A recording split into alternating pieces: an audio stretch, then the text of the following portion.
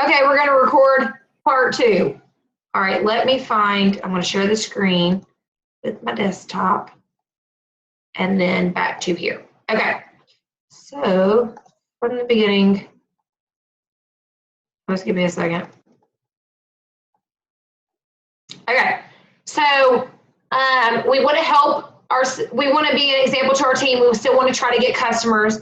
We want to help all of your newbies get to silver. Okay, this is a new thing that I want y'all to do. I want to start implementing this. We want our newbies to go silver in the first month if they are wanting to work the business. Now, if they're wholesale, that's different. But if they're a newbie in their first month, we want to get them to silver. We want them to get that $100 bonus. We want to get them team members under their belt. We want them to do this with their team members where they can show them duplication. The 3, oh, I just went blank. Help me out, the 3 method where we sign 3, 3, 3, 3. Okay, that's it. And then we want to participate in business launches. What's a business launch? Like a sip and see. Is someone hosting their first sip and see? Are they going to have a Facebook event? Are they going to do a Plexus Facebook party? Are they going to host a Zoom for their team for the first time? Are you going to go to Super Saturday? You know, participate in stuff like that. Investing time in personal growth. Personal growth would be read multi-level marketing books, read self-help books for growing a business, read entrepreneur books, you know, get in blogs about people who are in MLM, reach out to other people, do things to help you grow as a leader, read leadership books, you know, things like that. Here's another quote by Marilyn Voss event. Success is achieved by developing our strengths, not by eliminating our weaknesses. Everybody has strengths and weaknesses, and that's what makes us great. All leaders have a weakness. What is it? A lot of times they don't let you know it because they highlight their strengths. So with your team, highlight the strengths in your leaders instead of constantly pointing out their weakness. Now, if you have a weakness, and let's say your weakness is public speaking, so you're really nervous about doing a video. Well, is that your weakness?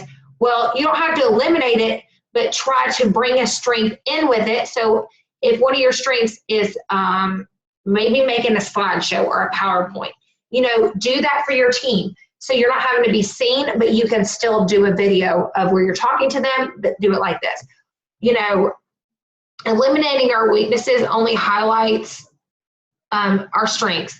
You don't have to always have them on display. I mean, I have weaknesses all the time, but I don't let y'all see them, but I still have them.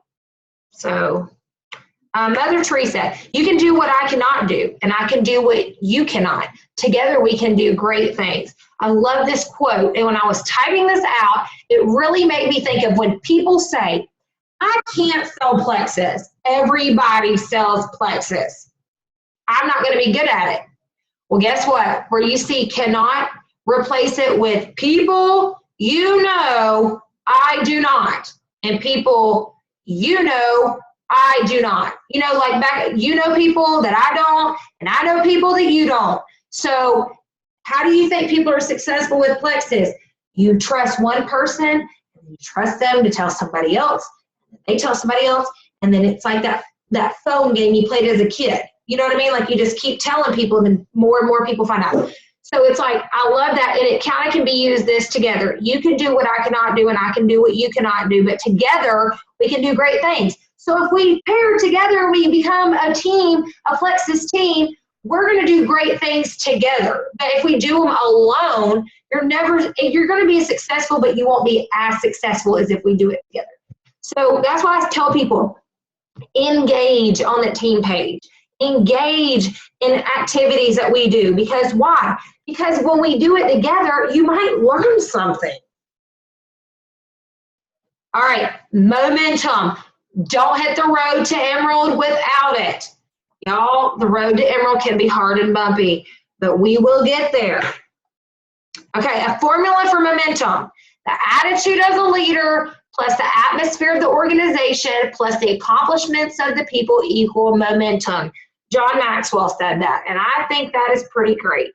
We want to have an atmosphere of the organization of happy, of people who are really trying. Trying, it's like in school. And I'll just use math because I was horrible at math. If I just wing it, I did awful. But if I actually tried, I actually did better. And then I accomplished things. And then I passed my test. It's the same thing with Plexus. You need to have an attitude that you're going to do well. You need to try, and you need to do it with your team, but have an atmosphere of your team that we can all do this. If it's constant negative, there's a negative atmosphere on our team, there's going to be a lot of negativity that's spread, and then the team is going to fail because there's nothing positive. We want a positive atmosphere for our team. It helps us accomplish things, and then it helps our team have momentum. Leaders who court momentum. Take responsibility for an outcome. Operate with an empowering sense of hope and have unfailing enthusiasm. All right. One thing that they said that Alec, our president, said at convention is, if y'all saw my pictures, it was like a stadium. So you have stadium seats all around, like at a Braves game, and then on the floor was all the jewels. So it went diamond in the seats, behind them was sapphire, and behind them was emerald. And he said something that I thought really resonated with me. He said, you see the difference between all of you up here and all of you down here. And everybody was like, well, yeah, they're an emerald, sapphire, and diamond. He said, all of them have had more no's than you have. They've heard no more than any of you have. And that's so true. They have heard no. But guess what? They still were enthusiastic in front of their teams. They still sensed a power of hope, and they took responsibility. So guess what?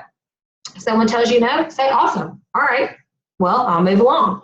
It doesn't mean that when someone tells you no that you just deplete like a balloon, like, you know, and that I just can't go on because they didn't order Plexus from me or they didn't join my team.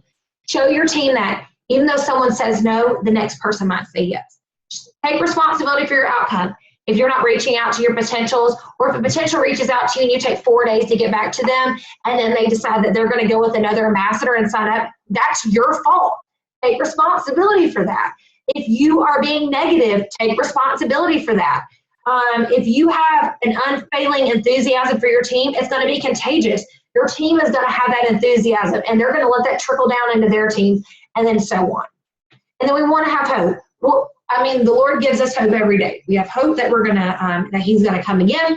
We want our teams to have hope that they can reach the next level, that they can do this, that they can get a customer, that they can get an ambassador, that they can reach the next rank. You know, be a light for people when they're living in darkness, I say. And that can be for your business. If someone's in a negative light and all they see is negative, I can't do this. No one's gonna order from me. I'm never gonna rank. I'm never gonna get a customer. Be the light. Yes, you are. Post today. Reach out to this person. You're amazing. You have a great personality. You know, lift them up and help them see the potential in themselves, because when you do that, it gives them a sense of hope, and it makes them feel like I can actually do it. And then when they do it, then that one moment they'll think of you forever. So give your team a sense of hope. Leaders who build a culture of momentum. Believe the best about their people. Provide an inspiring and contagious vision. Remove the fear of failure. Okay. Believe the best about their people. I know that everybody is not going to have the best day. And I know that some of you might have a hard time being a leader, and that a lot of you, you know, you might have some bad things about you that I don't like, but I choose to believe the best in you. I choose to believe that God put you on my team for a reason. I choose to believe that He's going to use you for a reason, and that He is going to shine a light through you, and that you're going to be an example for someone that might need better health, better financial freedom. I'm going to believe that about you, and that is the best that you can be. God is going to use you to be the best. Provide an inspiring, contagious vision. What is the vision for our team? Our team vision right now is for us to be an emerald team. That's what I want. I have a goal in my mind of when I want to reach emerald, and I want that to be contagious. What that means is to be contagious. Are you going to hit emerald? Yes. One day I will hit emerald. One day you will hit emerald. When is that going to be? We don't know. But I want the vision of ranking, not even to be emerald, but a rank to be your vision. I want it to be contagious. I want everybody to have a rank in their mind in a customer count for the month, like ambassador and count, so it will help. How many customers are we going to do this month per person, and how many ambassadors do I need to sign this month for myself? So when I have a contagious vision for myself, when I say, all right, I want to have 5 customers to my customer list, and I want to have 5 ambassadors personally, I want the same vision for y'all. Doesn't mean that you have to do 5, but at least try for whatever number you wrote down. And then remove the fear of failure. Are you going to fail? Absolutely. Who doesn't? But a spirit of fear does not come from the Lord, it comes from the devil. So whatever you're fearful about moving forward in Plexus, remember that's the devil doing that, and that's not the Lord. Remember, the Lord put you here for a reason, and he's going to use you for greatness.